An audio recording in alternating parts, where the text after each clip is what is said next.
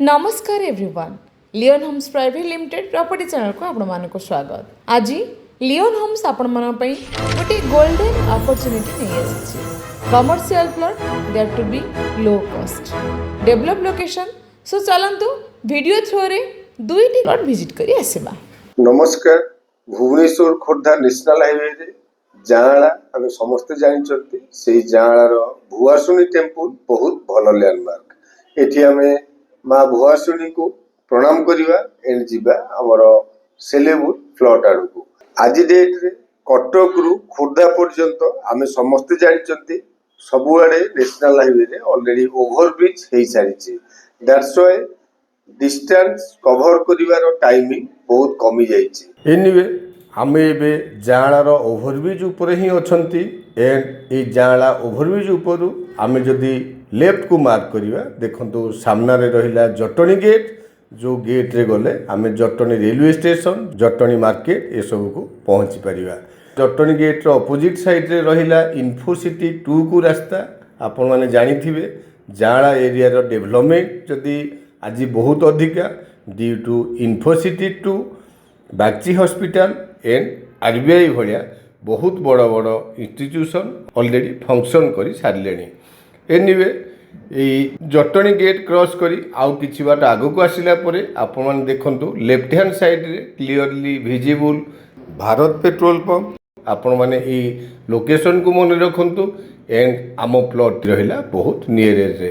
देखंतु Bharat petrol pump cross करू करू लेफ्ट हैंड साइड रे गोटे रोड भीतर को जाइछि। आमे सेही रोड रे एंट्री करी right hand side row first plot छाड़िला परे सेकंड प्लॉट आमर डेस्टिनेटेड प्लॉट नेशनल हाईवे रु बहुत नियर एंड आपण माने मार्क करंतु एई रोड को बेस करिकी आगरे दीटी अपार्टमेंट कंस्ट्रक्शन काम चालू रही। फ्रंटेज भी प्लॉट रो मार्क करिवा। फ्रंटेज भी बहुत बड़ फ्रंटेज। रोड रो डेवलपमेंट बहुत जल्दी आम एक्सपेक्ट करि परिबा ड्यू टू दीटी अपार्टमेंट एठी कंस्ट्रक्शन होउची। एनीवे आमे एबे फर्स्ट प्लॉट टी देखिले बा सेमी कमर्शियल प्लॉट टी देखिले एठी हमरो दीटी प्लॉट अवेलेबल। फर्स्ट टी हैला सेमी कमर्शियल। एबे चलंतु नेशनल हाईवे को पहुंची आमे देखिबा हमरो commercial plot. Right hand side रे जो बाउंड्री दिसुची से बाउंड्री टी आम कमर्शियल प्लॉट रो बाउंड्री आपण माने मार्क करंतु भारत पेट्रोल पंप रो बाउंड्री।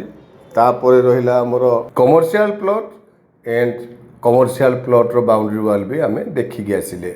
नेशनल हाईवे को लागि कि हमरो commercial plot and national highway रो सेकेंड प्लॉट हमरो सेमी कमर्शियल प्लॉट। डेफिनेटली दीटी प्लॉट रो लोकेशन एंड यार डेवलपमेंट फ्यूचर प्रोस्पेक्ट ये सब जदि आप आज्यूम करेंगे डेफिनेटली प्लॉट दीटी आपको पसंद आसीबो। Thank you. संपूर्ण लोकेशन टी आपण माने देखिले लोकेशन टी आपण मानको निहाती भल लागुथिबो। वीडियो टी केमिति लागिला कमेंट बॉक्स माध्यम रे मतामत जणाइबा को जमारू भूलिबेनी। जेमिति मु कहली एठी दुईटी प्लॉट अवेलेबल अछि।